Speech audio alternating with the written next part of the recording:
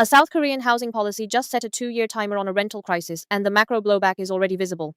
First, the system. Jeonse is a uniquely Korean rental structure where tenants pay a large lump sum deposit instead of monthly rent, making it acutely sensitive to credit conditions and interest rates.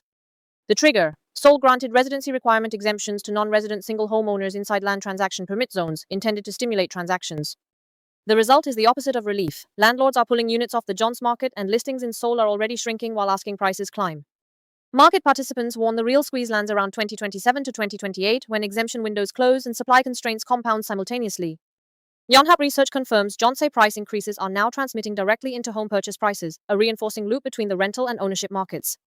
Separately, the revival of capital gains tax surcharges on multi-home sellers is already pulling low-price listings off the market and lifting asking prices further. The macro chain is straightforward. Higher jeonse deposits require larger household loans, rising debt service costs compress consumption, and that becomes a GDP drag. The Ministry of Land insists total jeonse supply volume is unchanged. Market participants dispute that framing directly.